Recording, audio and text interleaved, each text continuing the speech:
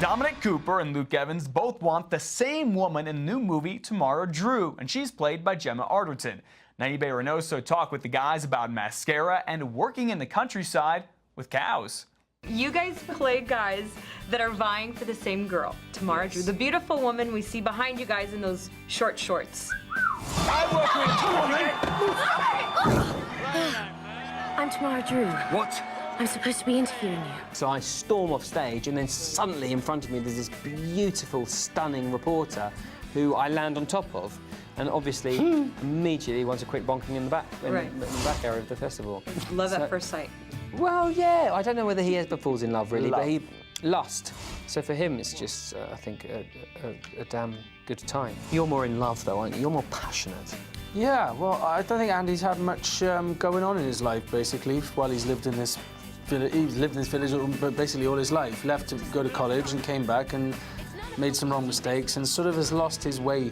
She comes back as this beautiful vixen with ambition and career. It reminds me of his family that have now gone. And his... and I do that when he goes on too much. What does she see in that little boy? Maybe she's trying to make you jealous. Or maybe she's just a bit kinky. Tell us, why do you think women love these bad boys? Because it looks exciting, glamorous and exciting, and that's always attractive, but it's always wrong. What? Oh, it's Tamara. She is being proposed to. And you played that part pretty good. I mean, you had the whole What are you insinuating? You had the mascara thing going on. Now you know how we feel. It's eyeliner. Oh, you didn't put mascara on? Sometimes those rock stars do that Don't too. tell anyone that as well. It's making it a bit too much. Oh, okay. And you had to work with cows. They look quite sweet. They look quite sort of docile, but they're not. When they charge, they really are Extremely actually aggressive, quite dangerous. especially the ones from Dorset. I'm Naibe Reynoso for Hollywood Dailies. Your characters, Mr. Freer says he was not going to make this movie until he got the cast that he wanted to make it. Does that give you more confidence as actors, knowing going forward that, wow, like It's always nice to know that Stephen was happy with us from the beginning.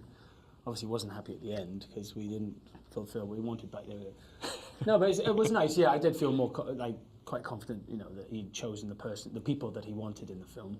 He was happy and made us happy. It's very, when you're doing work like this, particularly comedy, and you knowing that he's chosen the cast, knowing that he felt what you did for the read-through or when you've done an audition for him, he then gives you free range to do whatever you like, and the confidence that you get from that, knowing that he likes the work that you've shown him, then you can kind of go to extremes really, and almost make very colourful caricatures, which you need to, I think, with something that's developed from a graphic novel.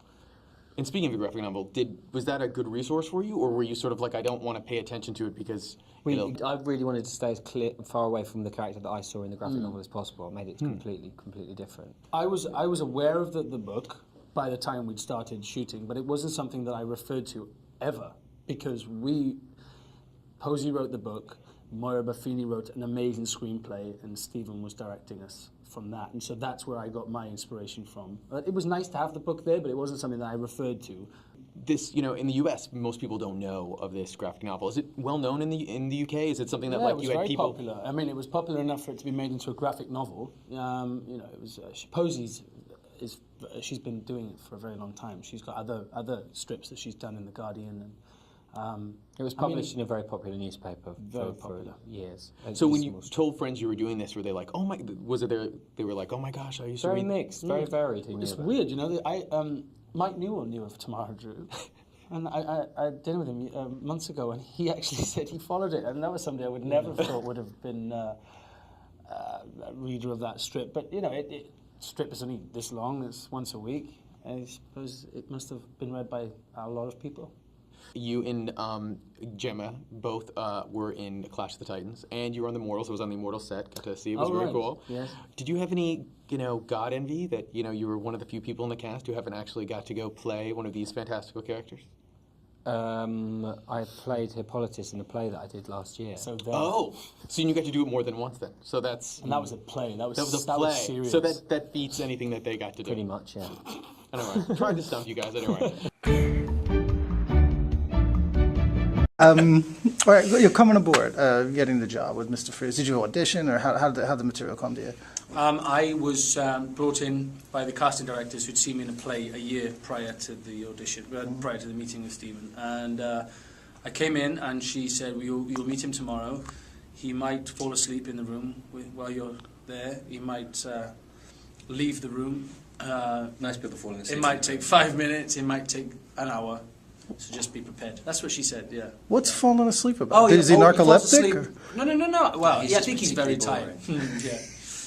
He falls asleep a lot. He fell asleep at the rap party, do you remember, in London? He sat in a chair and just fell asleep. He's so sweet. I love it. It's just great. Can't say something horrible about someone and then say he's so sweet and lovely. That's not horrible. Well, he falls asleep. He falls asleep constantly. No, not constantly, but Imagine if someone he's said that about the you. sort of How would you person feel if someone said that could have a basically, 5-minute... Luke Evans yet falls asleep all the time? It's amazing. It's amazing. It's a brilliant, clever little trick he has. He can just close his eyes for 5 minutes and then wake up and carry on. Okay. Did he do that on set? Yeah. Does he do it standing up? Not standing up, but he can do it sitting in his chair. Cows sleep standing up, and then you push them over. Did you guys do that? Luke did. Have you noticed I've not said I haven't, even though I actually never did? You tell me you did. No. You were just showing off. I was just lying like you do. I don't lie about important things. Was there ever consideration of you guys one playing the other role or one playing? Is that just? I was offered both of them and I could choose, so I never told you that, have I? I would love to see you play. Okay, they said, which one would you like to play?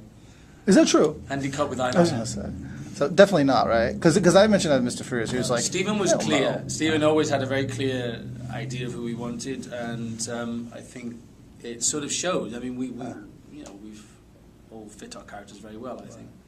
And lucky guys, you get there, you are kissing Gemma like scene after scene. What about those scenes working with Gemma and the intimate scenes? Is that difficult? Is it as fun as it looks? Is it work? What is it? When in general scenes, when you're working with someone as beautiful as Gemma and you're having to kiss them. So the intimate Exactly. ones, like the Sex. Sex. What are sex scenes like to do? Is that the question? with Gemma. Yeah, more or less. With Yeah, Gemma. with Gemma. With Gemma. Sex scene. What are sex scenes with Gemma like to do? Mine was hilarious. Mine was like... They're always good fun. We were kids. I had a wig on to look like an 18-year-old, and she had this big old nose on her. My serious sex scene you was had to with do the this- barmaid in the back of the pub. That was way more. And I don't think I have a sex scene, do I? With her? Mine's just noises. I'm in bed with her, but I don't think we actually did any rumpy pumpy sugar and spice. How's your father? As your father. You know what? I think I got enough. I mean, I could use all this stuff. So. You have a musical background. Did you have any desire to play Dominic's role, the rock star? No, I didn't, but I was very jealous when I heard the music because I thought he did such a good job. It was brilliant, and it was nice. I mean, no, but I would like to do a film where I sang, maybe a musical film. I thought about that quite a bit in the last couple of years, but no, I couldn't have done anywhere near as good a job as Dominic did with his role. Don't start being nice. You did though. You've been horrible all morning, and now to suddenly start being nice. Well, we've got to mix the good with the bad. You're don't right, we? yeah. So I'll try have to be nice and about be you. nice about me now. Yeah. Okay, so you played Apollo in Clash of the Titans. You're going to play Zeus in Immortals. I've done Zeus, Oh, you've and I'm done now Zeus? playing Aramis in Three Musketeers. Okay, so do you... Up which to one do you- date. So I'm sorry. So okay. with both Greek gods, which one do you prefer? Apollo's the son of Zeus. Zeus, because I just did plenty more in the film, and I got to fight a lot and get bloody, which was great. And I lost a lot of weight and got really fit, which I didn't have to do in Clash of the Titans because I was in armor all the time. But in this one, I'm basically in not very much for the majority of the film. So I really enjoyed that. Yeah, a lot. Dominic, lately you seem to play the bad boy. You played a high-class thief in An Education. You're the flamboyant rock star in this film. Is that the type of role you gravitate towards?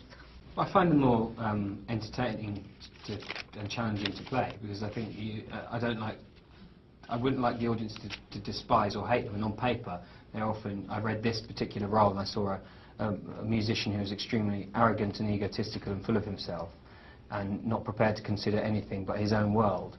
So I think the challenge was to make them very colourful, and at the same time, I hope you don't really dislike him, but you feel a bit sorry for him, and you're kind of charmed by the fact that he's just a bit stupid, he's a bit dense. But they're always, anything that's multi-layered, and you can try and find a function or a reason for their behaviour and why they operate in that way. It's great because it gives you something to put your teeth into. Now, I don't know if this has already happened to either of you, but if a girl you're dating, whom you obviously like just the way she is, if she came up to you and said, I was considering plastic surgery, how do you think you would react? Would you encourage her, discourage her? Depends what it is. I'd like to say that I probably wouldn't ever be going out with someone that came up to me and said they're going to get plastic surgery, unless they had an accident. What about if they'd had it before I'd you met them and you didn't know they'd had it? You can always tell if they've had it. No, you can't. Yeah, you can. You can't. Yeah, you can. Not with nose jobs, you can't. Sometimes you can't. Well, I know a girl who's had a nose job and you'd never know. I know her. I knew she had a nose job. Well, you don't know. Doreen from Wales. Doreen. It wasn't Doreen, it was Ethel. Ethel Bagpuss. Ethel Left Nose. But yeah, she got beaten in Ipswich. Well, yeah, she was a professional boxer, you see. No, let's answer this seriously. If someone wants, I think people can do whatever they like with themselves. But imagine if I didn't say anything after that. But I think it doesn't. People shouldn't care so much about their appearance. You've got to worry about what's inside. You know, worry about how your personality is being received by every other person. You know, it's But if it makes you happy, what did we say? You can change the wrapper, but you can't it's change always the same biscuit But inside. if you saw Tamara with the nose she had before in real life, would you say, oh, I think she should get one?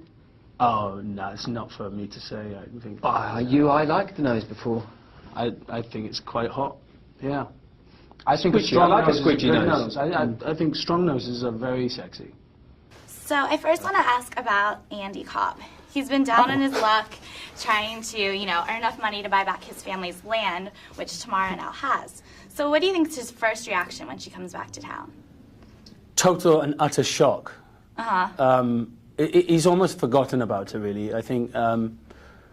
And he lives by day. He doesn't really have much of anything. He lives in an annex of a small house, and he's just a handyman. He's got no dreams. His dreams have been shattered. He made huge mistakes in his life, and so he just lives day by day. So when she arrives, I think his life just gets sort of turned upside down. He starts to question everything about what it is he wants from life, and he sees her, this woman, this successful woman who's now a journalist. She comes back from London, and she's got this new nose, and she's got this feisty personality, and he really doesn't know how to deal with it all. He's always surrounded by this past, the only history he had, with his family. So try and shorten the answer. Oh, please. So, and then Ben just waltzes in there. How does he turn on the charm and win her over? Well, what he starts does, drumming. he does. He uses a bit of his drumming skills around her head and with his crotch. It's very brilliant, that scene. And his loose buttock. But you should say loose hamstring. It sounds better. Oh, it does, doesn't it? Yes. He plays drums with his feet. That's after they've just met at a rock concert. He's very upset that he's just seen his girlfriend fondulating around with his bass player in the band. He's very upset. He ruins the gig. Then he finds this delicious, gorgeous, sexy journalist that he jumps on top of and has a damn good bonking in the bushes. Shagging that tosser! I'm working. I'm Tamara Drewe. What? I'm supposed to be interviewing you for The Independent. It was scheduled for later, but it's now a good time.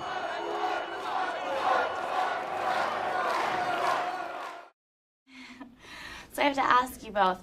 In the movie, Tamara can choose between either of you, which is a hard choice to begin with. What is I she think it's doing? quite easy, actually. Really? It's very easy. Yeah. Who do you think that, if this were real life, who would she choose? Between the both of you. I think she'd do exactly what she did in the film. I mean, she probably would have done that. Hold on a second. Hold on what you're about to say here. This is real life.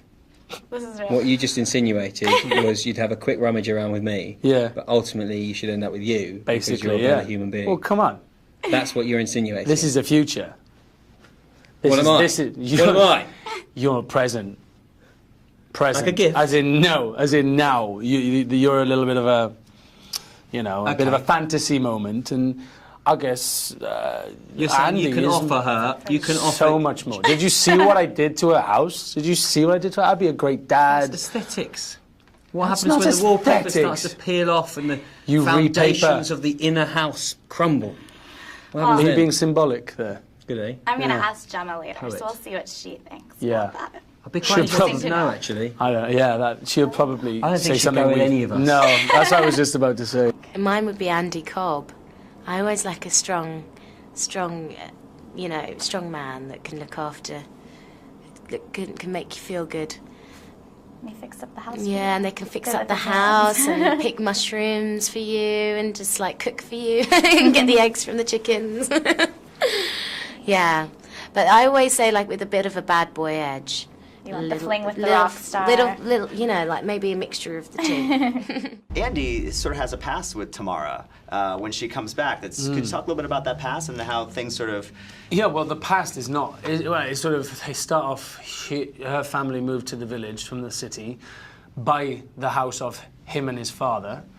So first of all, he's forced out of his family home, resents her while she trots around on her horse with her very, big nose.